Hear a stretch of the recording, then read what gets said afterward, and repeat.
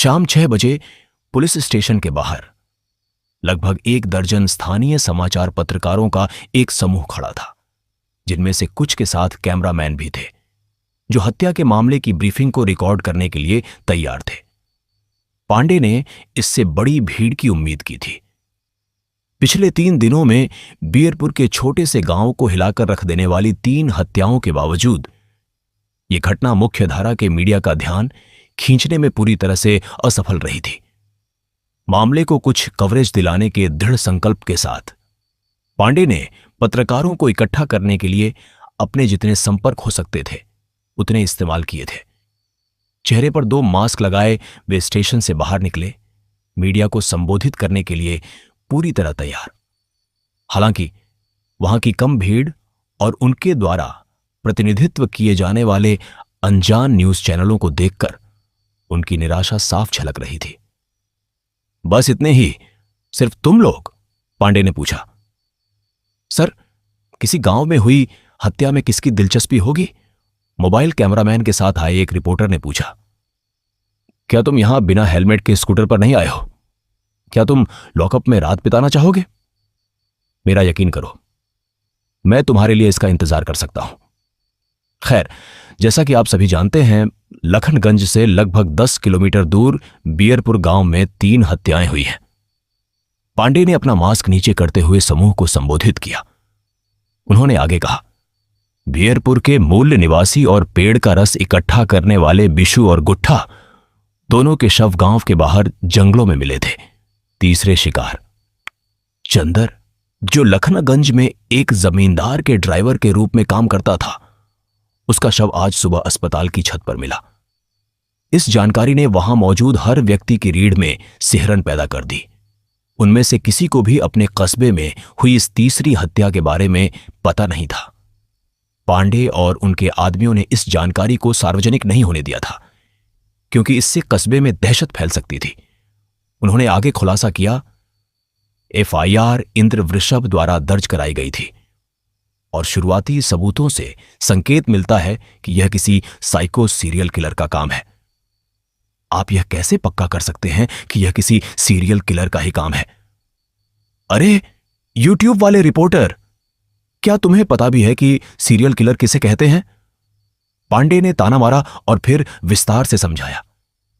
यह एक serial killer का काम इसलिए है क्योंकि तीनों मौतें एक दूसरे से काफी मिलती जुलती हैं। मुझे अभी अभी पोस्टमार्टम रिपोर्ट मिली है, जिससे संकेत मिलता है कि पीड़ितों की मौत दिल का दौरा पड़ने से हुई थी, जो कि परिभाषा के अनुसार एक प्राकृतिक कारण है, लेकिन बाद में उन्हें बेरहमी से लहूलुहान किया गया या जलाया गया। उन सभी की मौत रात के लगभग एक ही समय पर हुई थी। इसके अलावा तीनों पुरुष कुक्कुट वंश के थे और बीरपुर के मूल निवासी थे। इस बात को ध्यान में रखते हुए इन घटनाओं को अब आपस में जुड़ा हुआ माना जा रहा है। हमें शव के पास मानव दूध के निशान के साथ साथ उंगलियों के निशान भी मिले हैं। जांच चल रही है, लेकिन हमें जल्द ही फिंगरप्रिंट विश्लेषण के नतीजे मिल जाएंगे, जो हत्यारे के अगले हमले से पहले हमें उसके एक कदम और करीब ले आएंगे। 3 रातों में 3 हत्याएं, तो इसका मतलब है कि कातिल आज रात भी हमला करेगा, है ना? एक अन्य रिपोर्टर ने अंदाजा लगाया। मुझे उम्मीद है कि किसी और की जान जाने से पहले हम कातिल को ढूंढ लेंगे।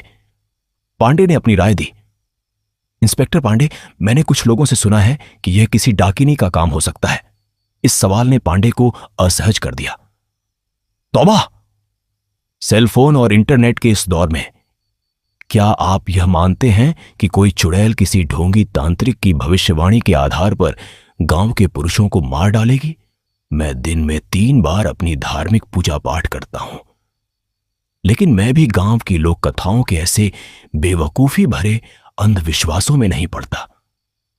कातिल एक इंसान है और फिंगरप्रिंट का नतीजा आते ही हमें पता चल जाएगा कि वह कौन है। पांडे का लहजा सख्त, नजरें अडिग और उनका विश्वास साफ झलक रहा था। उन्होंने आगे जोड़ा, चुड़ैलों की कहानियां सिर्फ कहानी की किताबों में ही रहनी चाहिए, क्योंकि आज के इस आधुनिक युग में ऐसी किसी भी चीज का वजूद नहीं हो सकता। ममता की इनोवा पुलिस स्टेशन के पार्किंग लॉट में आकर रुकी और वह बाहर निकली। उसने देखा कि पांडे स्थानीय पत्रकारों के एक समूह को ब्रीफिंग दे रहे थे। ममता को करीब आते देख पांडे ने इशारा करके संवाददाताओं को विदा कर दिया। अभी के लिए मेरे पास बस इतना ही है। अगर आप मुझे इजाजत दें तो मुझे एक असली पत्रकार पर ध्यान देना है। पांडे ने स्थानीय पत्रकारों के बीच ममता की ओर अपना ध्यान हटाते हुए टिप्पणी की। उन्होंने एक सिर हिलाने और मुस्कान के साथ उसकी उपस्थिति को स्वीकार किया, जो उनके पहले के व्यवहार से काफी अलग था। स्वागत है मैडम, पांडे ने विनम्रता से कहा।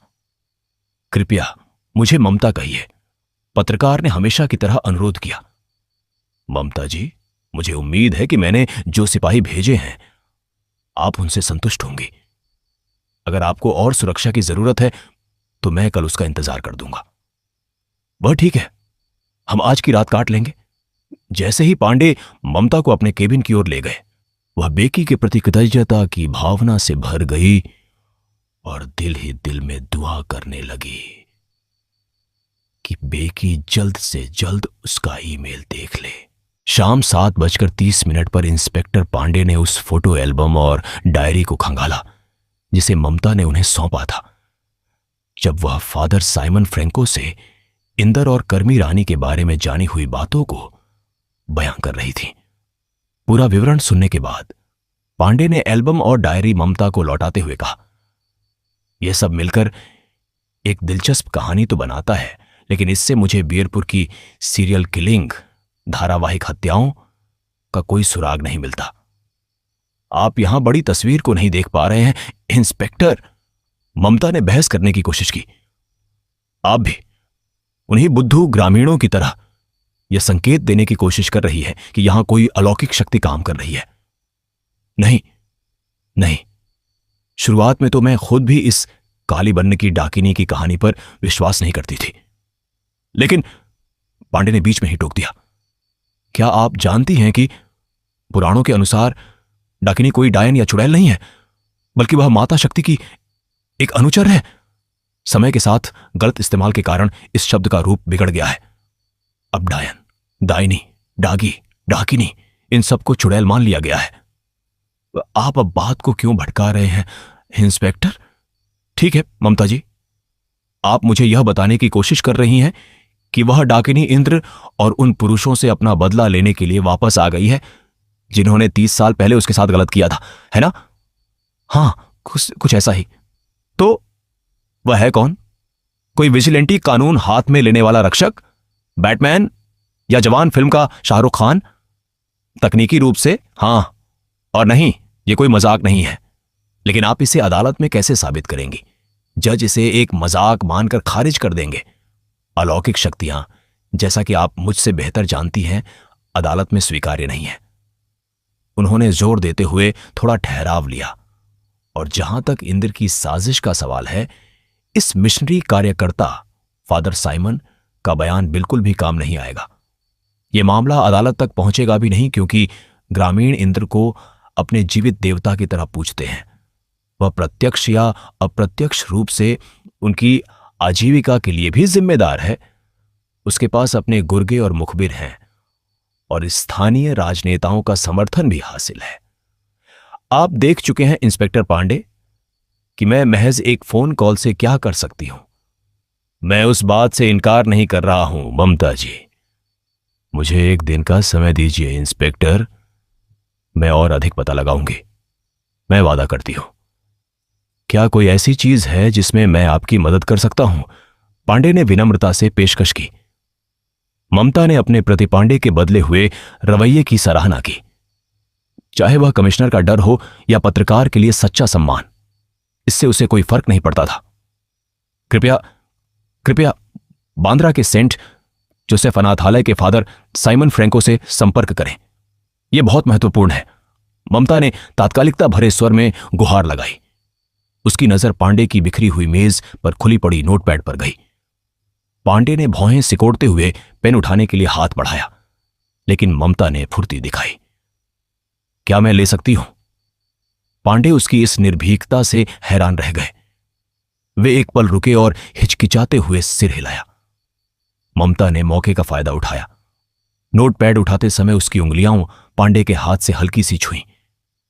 उसे लिखते हुए देखकर पांडे को लगा कि उसके पेन पकड़ने के तरीके में कुछ अलग बात थी, या शायद वह नोटपैड ही वैसा था।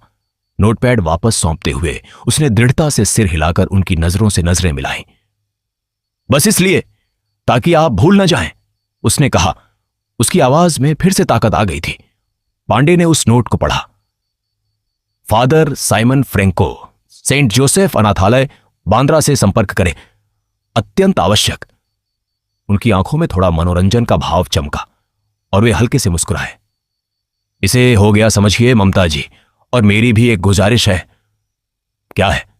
जब आप अपने अंतर्राष्ट्रीय मैगजीन में यह स्टोरी लिखेंगी तो कृपया हमारे पुलिस विभाग का भी थोड़ा जिक्र कर दीजिएगा। आपने अभी देखा ही है कि यहां हमें कितना नगण्य मीडिया अटेंशन मिलता है। जब तक चुनाव का मौसम ना हो, किसी को परवाह नहीं होती कि कुछ दलित मर रहे हैं। चुनाव होते तो कम से कम 1 या 2 विपक्षी नेता बीरपुर का दौरा करने आ जाते, कुछ हैशटैग ट्रेंड करने लगते और भी बहुत कुछ। सच कहूं तो इस वक्त मेरे दिमाग में स्टोरी का विचार तक नहीं है। मैं बस यही सोच रही हूं कि कुहू को उन अंधविश्वासी ग्रामीणों द्वारा फांसी पर लटकाए जाने से कैसे बचाया जाए। लेकिन आपने अभी स्वीकार किया कि डाकिनी असली है, तो क्या यह बात आपको भी उतनी ही अंधविश्वासी नहीं बनाती? ममता ने आह भरी। वह नहीं जानती थी कि उसके साथ जो कुछ हो रहा था उसे कैसे समझाए।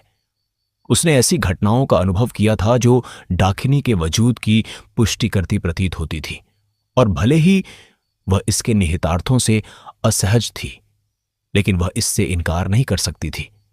उसने तब तक उन्हें समझाने का प्रयास न करने का फैसला किया जब तक कि उसे और अधिक जानकारी न मिल जाए। और इसके अलावा इंस्पेक्टर पांडे, मैं कल किसी भी कीमत पर कुहू को कस्बे शहर में शिफ्ट कर दूंगी। उसे चिकित्सकीय देखभाल की जरूरत है। I will speak with the chief medical officer eight general hospital. मैं जनरल अस्पताल के मुख्य चिकित्सा अधिकारी से बात करूंगा और आपके आने पर सारी तैयारियां रखूंगा। धन्यवाद इंस्पेक्टर। ममता फोटो एल्बम और डायरी को हाथ में लेते हुए अपनी सीट से उठ खड़ी हुई। उसने कहा, अब मैं आपसे इजाजत चाहूंगी। पांडे भी खड़े हो गए और बोले, आप बहुत बहादुर हैं। गांव की किसी आदिवासी महिला के लिए कोई और इस तरह अपनी जान जोखिम में नहीं डालता, कोई भी नहीं, यहां तक कि मैं भी नहीं। मैं जानती हूं कि बच्चे को खोने का दर्द क्या होता है। मैं अपनी आंखों के सामने किसी दूसरी महिला के साथ ऐसा नहीं होने दे सकती, ममता ने कहा। उसकी आवाज शांत हवा में बिखरते एक नाजुक धागे जैसी थी। उसकी आंखें, जिनमें आंसू डबडबा रहे थे, एक अनकहे दुख से चमक उठी। त्रासदी जब वार करती है तो वह आपका एक हिस्सा छीन लेती है। उसके होठों पर एक थकी हुई लेकिन अवज्ञाकारी मुस्कान तैर गई, जैसे हवा में टिमटिमाती मोमबत्ती की आखिरी लौ। वह मुड़ी और केबिन से बाहर निकल गई। उसका हर कदम उसके दृढ़ संकल्प के मूक तनाव और उसके जख्मी अतीत के गहरे दुख को बयां कर रहा था। पांडे ने उसे गहरे सम्मान के साथ देखा। एक लेख में उसके गर्भपात और पीटीएसडी के बारे में पढ़ने के बाद वे शांत खड़े रहे। उनके चेहरे पर उस अगाध मानसिक शक्ति के लिए एक खामोश श्रद्धा थी जो ममता को अपने घावों के बावजूद आगे बढ़ने की ताकत दे रही थी। तभी पांडे की मेज पर रखा टेलीफोन बज उठा। बाहर तूफान उग्र रूप ले चुका था, एक ऐसा बवंडर जो इंद्र के भीतर मचे घमासान को बयां कर रहा था। हवा विलाप करती हुई साएं साएं कर रही थी, और उसी बीच उसके स्टडी रूम अध्ययन कक्ष से पंडित भीमसेन जोशी के ममलहार की भूतिया धुन तैरती हुई आ रही थी। वह विंटेज ग्रामोफोन, जो एक अत्याचारी दादा द्वारा उसके पिता को उपहार में दी गई एक बेशकीमती विरासत थी, पूरे कमरे को हिंदुस्तानी शास्त्रीय संगीत के सुखदायक स्वरों से भर रहा था। यह एक रात्रिकालीन अनुष्ठान था जो इंद्र को उन कठोर हकीकतों से पल भर के लिए दूर ले जाता था जिन्हें वह अपने कंधों पर उठाए हुए था। वे हकीकतें जिन्हें उसके पिता, जिन्हें वह एक नाकाम इंसान समझता था, ने आदिवासियों पर अपनी विरासत लुटाकर खड़ा करने में मदद की थी। इंद्र को अपने दादा की विरासत को नए सिरे से हासिल करना पड़ा था। हालांकि आज रात वह विरासत ढालने के कगार पर थी। उसने स्कॉच का अपना ग्लास खाली कर दिया। वह एम्बर सुनहरा रंग का तरल पदार्थ उसकी हड्डियों में रेंगती ठंड के खिलाफ पल भर की गर्माहट दे रहा था। उसने अपनी आंखें बंद कर लीं। जोशी की आवाज से जीवंत हो उठे उस बीते युग में सुकून तलाशने लगा। अचानक आए सन्नाटे ने संगीत को बिखेर दिया। इंद्र की नजर ग्रामोफोन की ओर गई, लेकिन वहां उसे एक और अधिक विचलित करने वाला दृश्य दिखाई दिया। काले ऊनी कंबल में लिपटी एक आकृति सायों के बीच खड़ी थी। बीरपुर से आया उसका मुखबिर। वह ऐसी खबर लेकर आया था जो इंद्र द्वारा संगीत और शराब में तलाशे जा रहे इस नाजुक सुकून को छिन्न भिन्न करने वाली थी। लेकिन नशे के भारीपन ने उसे जकड़ रखा था। उसका शरीर सुस्त था और मुखबिर के उस खामोश अंदाज में छिपी तात्कालिकता पर प्रतिक्रिया देने के लिए तैयार नहीं था। इंद्र साहब, मुखबिर ने कहा, मैं एक बुरी खबर लाया हूं। इंद्र ने धीरे से सिर हिलाया। उसका दिल किसी अनहोनी के डर से भारी था और बोला, उस कमबख्त इंस्पेक्टर का फोन आया था चेतावनी देने के लिए। साला, इंद्र की आवाज लड़खड़ा रही थी। वह शहर वाली औरत है। उसके बहुत शक्तिशाली दोस्त हैं। उसने अब पुलिस को शामिल कर लिया है। उसकी वजह से हम आज रात डायन को फांसी नहीं दे सकते। मुखबिर ने खुलासा किया, तुम्हारा क्या मतलब है कि हम आज रात डायन को फांसी नहीं दे सकते? मैंने ओझा बाबा को पहले ही सूचित कर दिया है। वह फांसी के लिए अपने चेलों को जंगल में भेज रहे हैं।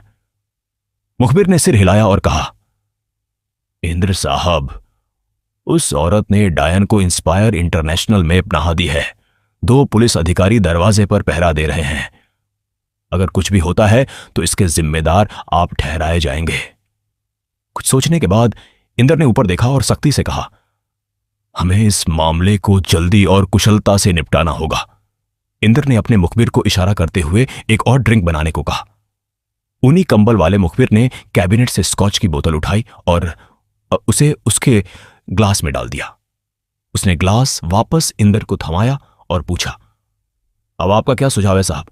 हमें क्या करना चाहिए? इंद्र ने एक पल के लिए हाथ में मौजूद ड्रिंक को घुमाया, मुखबिर की इस दुविधा का समाधान खोजने की कोशिश करते हुए। उस रात यह उसकी अपनी दुविधा थी। उसने एक ही बार में 60 मिलीलीटर स्कॉच गटक ली। फिर ठंडे स्वर में कहा, इसका केवल एक ही इलाज है। जोर देने के लिए रुकते हुए, उसे जान से मार दो। इंद्र आर्म चेयर से उठा, लड़खड़ाते हुए ग्रामोफोन की ओर बढ़ा और चिल्लाया, जाओ, निकलो।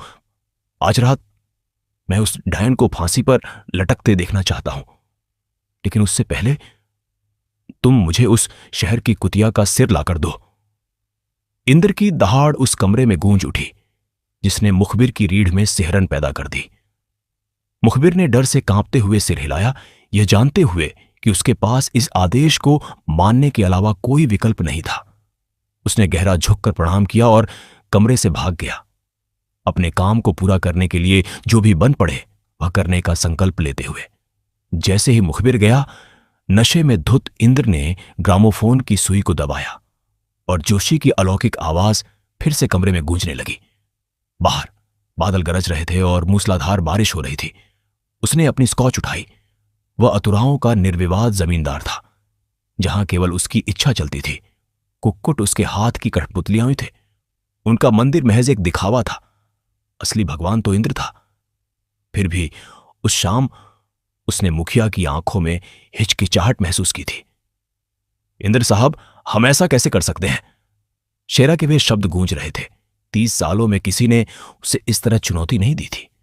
1994 में कालीबन्न की डाकिनी का अंत करने के बाद लोग उसे पूजने लगे थे। 3 दशकों के उस निर्विवाद शासन को एक बाहरी व्यक्ति, एक औरत ने 3 दिनों में हिलाकर रख दिया था। अगर उसे पता होता कि वह पत्रकार इतना बड़ा बवंडर खड़ा कर देगी तो उसने उसे पहले ही खदेड़ दिया होता। उस औरत ने सब कुछ तबाह कर दिया था। यह हमेशा औरतें ही होती थीं। इंद्र अब केवल इतना ही कर सकता था कि समुद्र की हवा के एक विनाशकारी तूफान में बदलने से पहले वह अपने डूबते जहाज को बचा ले। इंद्र को अपनी योजना को बचाना था और इस काम को बिना किसी गलती के पूरा करने के लिए अपने मुखबिर पर भरोसा करना था। इंद्र की इस महायोजना में अब गलती की कोई गुंजाइश नहीं थी। इंदर ने अपने दांत भींचे। बोतल उसकी पकड़ से फिसल गई और फर्श पर गिरकर टुकड़ों में बिखर गई। कमरे में उसकी आवाज गूंजी और ऐसा लगा कि इंद्र की हकीकत पर से पकड़ भी फिसल गई है।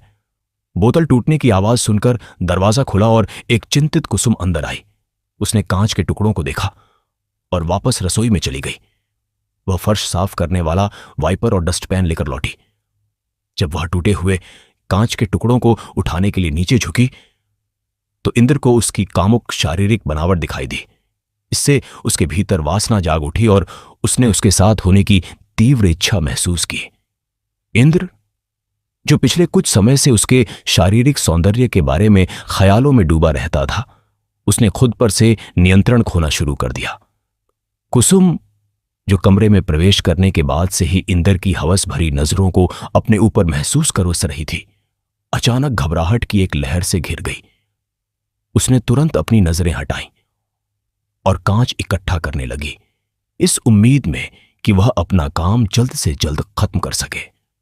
उसका दिल पागलों की तरह धड़क रहा था क्योंकि वह इंद्र की भूखी नजरों को अपने ऊपर टिका हुआ महसूस कर रही थी। उसने अपना सिर झुकाए रखा, इंद्र की नजरों से बचती रही। इंद्र ने उसे उसकी गूंथी हुई छोटी के सिरे से पकड़ा और ऊपर खींच लिया। वह डर के मारे पत्थर जैसी ठंडी पड़ गई जब उसने उसकी ओर देखकर घिनौनी मुस्कान बिखेरी। इंद्र ने उसे अपने करीब खींचा और उसका चेहरा इतना पास था कि वह उसकी त्वचा पर शराब की दुर्गंध से भरी गर्म सांसों को महसूस कर सकती थी। नशे में धुत जमींदार ने अपना दूसरा हाथ उसकी कमर पर रखा और जबरदस्ती उसे चूमने लगा। उसने उससे दूर भागने की पूरी कोशिश की, लेकिन इंद्र बहुत शक्तिशाली था।